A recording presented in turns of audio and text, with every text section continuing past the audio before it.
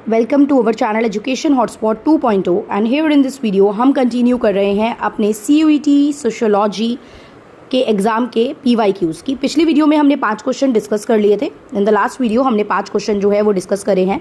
अब हम बात करेंगे आगे क्वेश्चन नंबर 6 से। ये सब PYQs हैं, ये अपनी तरफ से कोई क्रिएट किए हुए क्वेश्चन नहीं है, प्रैक्टिस क्वेश्चन नहीं है, as it is question NTA ने आपसे पूछे हुए हैं। तो यहाँ पे क्वेश्चन नंबर 6 देखते हैं without wasting any time.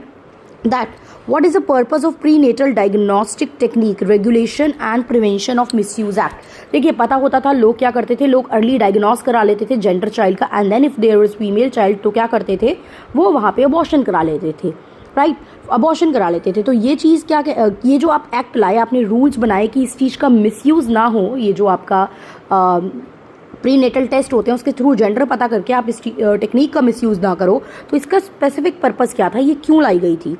To provide abortion due to poverty and ignorance. क्या गरीबी की वजह से आप अबॉर्शन करा रहे थे उसको अवॉइड करने के लिए? नो, यहाँ पे गरीबी की वजह से अबॉर्शन हो ही नहीं रहे थे, जेंडर डिस्क्रिमिनेशन की वजह से अबॉर्शन हो रहे थे।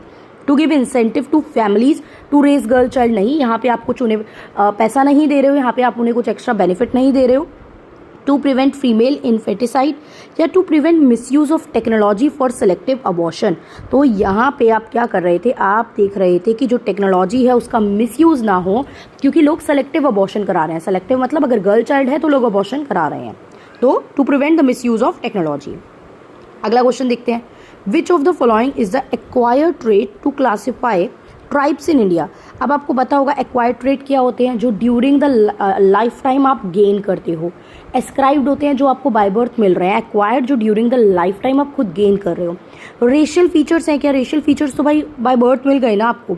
हैबिटेट भी सम टाइम आप बाद में चेंज करते हो, बट बचपन में तो जो जिस घर में आपकी फैमिली रह रही है आप उसी घर में जन्म ले रहे हो, वहीं रह रहे हो। लैंग्वेज भी आप वहीं से ड्रॉ कर रहे हो। बड़े हो के आप अलग लैंग्वेज सीख सकते हो, वो सब चीज़ें अलग बात होती है, बट ये सब चीज़ें बेसिक आप अपनी फैमिली से ले रहे हो। ऐसा नहीं है कि जन्म लेती मेरी फैमिली में हिंदी में बातें हो रही हैं तो मेरी जो मदर टंग थी वो इंग्लिश या मलयालम या उर्दू हो जाएगी। तो वो चीज़ आप एक बेसिक अपनी फैमिली से ले रहे हो, वो सब एस्क्राइब्ड हैं। बट लाइवलीहुड, आप क्या कमाओगे, आप कैसे लाइफस्टाइल जियोगे, अपने गुजर बसर के लिए आप जो पैसा कमा रहे हो, आपकी जो अर्निंग है वो क्या है, वो एक्वायर्ड ट्रेट है, वो आप ड्यूरिंग द लाइफ में अपनी एजुकेशन, अपनी स्किल, अपनी टेक्निक से गेन करते हो। फिर आता है अगला question, again very simple question है, that is what is ryotwari system. Land revenue के उसके आपके लैंड रेगुलेशन के 3 सिस्टम है, जमींदारी, महलवारी एंड रैयतवारी। तो यहाँ जो आप ये रैयतवारी सिस्टम देख रहे हैं, यहाँ पे देयर इज अ वर्ड रेयोत। ये जो वर्ड होता है रेयोत, इसका मतलब होता है फार्मर और कल्टीवेटर। जमींदारी सिस्टम में क्या होता था, ब्रिटिशर को टैक्स देना है, जमींदार अपॉइंट किए जाते थे, जो जमींदार हैं उस एरिया के, वो फार्मर से टैक्स कलेक्ट करते थे और जाके ब्रिटिशर को देते थे। उस वजह से मिडलमैन कॉस्टिंग बहुत ज़्यादा हो जाती थी एंड फार्मर्स पे अननेसेसरी बर्डन पड़ता था। अगर ब्रिटिशर को 10 रुपये देने हैं तो आपसे जमींदार जो है वो 12 रुपये लेंगे। नो मैटर फसल हुई है, क्रॉप हुई है, नहीं हुई है, उससे उन्हें कोई मतलब नहीं था।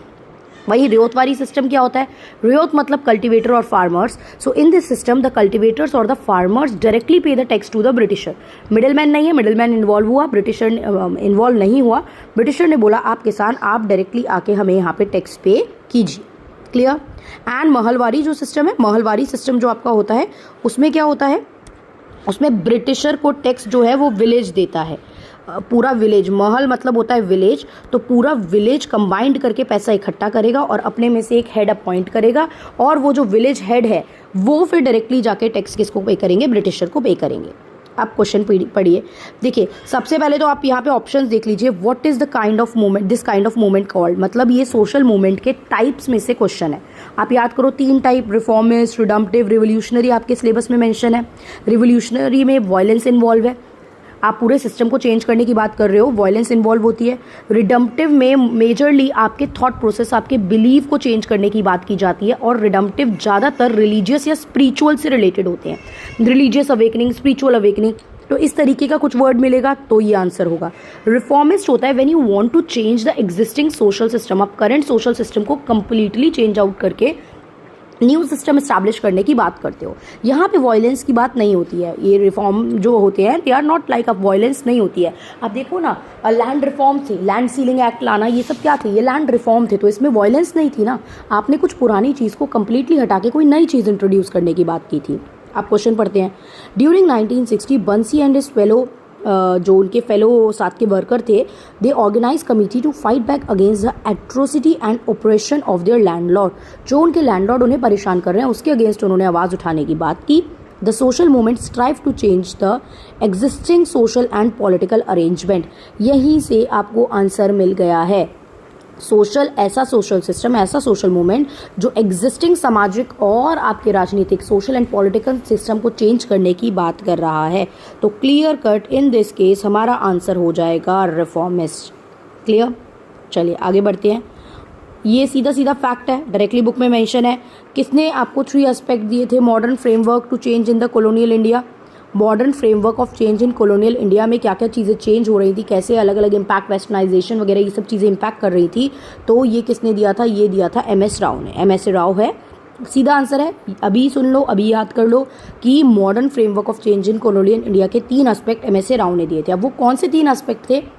सब्जेक्टिवली आप लोगों ने पढ़े भी होंगे, आप लोग मुझे कमेंट करके बताएंगे। एंड अगर नहीं पढ़े, नहीं पता, तो भी मुझे कमेंट करके बताओ, सो दैट मैं नेक्स्ट वीडियो में आपको वो 3 पॉइंट्स भी एक्सप्लेन कर दूँ। क्लियर? चलिए, what is the liberal and Marxist critics of Malthus theory? Simple, Malthus theory आप सबको पता है। माल्थ्यूज बात करते हैं कि आपकी जो पॉपुलेशन है वो GP में बढ़ रही है, मतलब तेजी से बढ़ रही है, 2, 4, 8, 16, 32, 64। एंड जो आपकी रिसोर्सेज हैं, मीन्स ऑफ सब्सिस्टेंस है, वो धीरे धीरे बढ़ रहे हैं, 2, 4, 6, 8, 10। तो ये जो रिसोर्सेज है ना, ये पॉपुलेशन की ज़रूरतों को, नीड्स को फुलफिल नहीं कर पाते हैं। ये इनकी थ्योरी थी। बट बहुत से लोगों ने इनकी थ्योरी को क्रिटिसाइज़ किया कि यार आप ठीक नहीं बोल रहे हो, हमेशा ऐसा नहीं होता कि रिसोर्सेज बहुत धीरे बढ़ रहे हैं और पॉपुलेशन तेज़ी से बढ़ रही है। दोनों चीज़ें बराबर भी बढ़ती हैं। कई जगह पे ऐसा भी देखा गया कि पॉपुलेशन थोड़ी स्टीडी रेट से बढ़ रही है लेकिन रिसोर्सेज तेज बढ़ रहे हैं। और वो लिबरल एंड मार्क्सिस्ट आइडियोलॉजी वाले लोगों ने इनकी थ्योरी को ये कह के क्रिटिसाइज़ किया कि यार आप जो ये कह रहे हो कि आपकी जो पॉवर्टी का आप जिक्र नहीं कर रहे हो, आप जो पॉवर्टी की बात ही नहीं कर रहे हो, तो ये चीज़ बिल्कुल गलत है। लिबरल एंड मार्क्सिस्ट लोगों ने कहा कि आप ब्लेम कर रहे हो सिर्फ रिसोर्सेज और पॉपुलेशन को। लेकिन द थिंग इज़ दैट कि प्रॉब्लम ये नहीं है कि रिसोर्सेज कम है, प्रॉब्लम ये है कि resources are not equally distributed.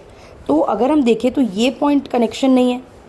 इन्होंने प्रिवेंटिव चेक की बात नहीं है, पॉपुलेशन एक्सप्लोजन को भी एक्सप्लेन नहीं कर रही, ये भी बात नहीं है, डिटेल डेमोग्राफिक ट्रांजिशन की बात भी नहीं है। इन्होंने पॉवर्टी को सोशल प्रॉब्लम की तरह कंसीडर नहीं करा। और इन्होंने बोला कि जो पॉवर्टी है ना, इन्होंने बोला जो पॉवर्टी है वो किस वजह से है, रिसोर्सेज कम है इस वजह से। नहीं, रिसोर्सेज कम नहीं है, रिसोर्सेज हैं पर वो इक्वली डिस्ट्रीब्यूटेड नहीं है, that is the main problem. Clear? अगला क्वेश्चन है, पंचायती राज सिस्टम को लाने का मेन पर्पस क्या है? देखिए, पंचायत आया था 73rd अमेंडमेंट से, 73rd constitutional amendment 1992, and municipality आया था 74th कॉन्स्टिट्यूशनल अमेंडमेंट एक्ट 1992 से। कॉन्स्टिट्यूशन में चेंज करा 1992 में, आपने ये 2 चीज़ें लाई ताकि आप विलेज एरिया में rural self governance make sure कर सको एंड म्यूनसिपैलिटी के through urban local self government को मेक श्योर कर सको। तो ये जो दोनों चीज़ें आई थी, ये इसलिए आई थी कि टिल द बॉटम डेमोक्रेसी पहुंचे। सेंटर पे है, स्टेट पे है, बट आपके जो विलेज लेवल तक डेमोक्रेसी मेक श्योर नहीं हो पा रही है, उसके लिए हमने उनके लिए सेपरेट बॉडी बना दी थी। सो बेसिकली ये जो सिस्टम आए थे पंचायत एंड म्यूनसिपैलिटी, ये आए थे ग्रास रूट लेवल तक डेमोक्रेसी को पहुंचाने के लिए। एंड ग्रास रूट लेवल तक डेमोक्रेसी के पहुंचने का मतलब क्या है? Till the lowest level democracy पहुंचे। एक वर्ड इसके लिए और यूज होता है, अगर एग्जाम में आए देखते ही आपको आंसर पता चल जाना चाहिए, that is democratic decentralisation. Clear? The answer is democratic decentralisation. Decentralisation मतलब क्या होता है? पावर को टिल द लोएस्ट लेवल तक डिवाइड करना, जैसे सेंटर, स्टेट, तो आप विलेज तक भी पावर को डिवाइड कर रहे हो। क्लियर? सो ये हमने कुछ क्वेश्चंस और डिस्कस करे, PYQs हैं। नेक्स्ट वीडियो में, नेक्स्ट पार्ट में हम लोग फर्दर मोर क्वेश्चंस कवर करेंगे। आपके PYQs से रिलेटेड है 22, 23, 24, 25, 4 साल के हमारे पास पेपर है, तो इनसे हमारी डिफरेंट थीम कवर होगी, डिफरेंट टॉपिक कवर होंगे, एंड माइट बी पॉसिबल कि यही क्वेश्चन डायरेक्टली हमें एग्जाम में देखने को मिल जाएंगे। ओके, सो आई होप आपको समझ में आया होगा। कोई भी दिक्कत, कोई भी कंफ्यूजन, कोई भी डाउट है, you can let me know in the comment box. आप कमेंट करके बताएंगे क्या चीज़ आपको समझ नहीं आ रही है, जिसको हम कवर करेंगे। So that's all, thank you everyone, see you in the next video with the next question.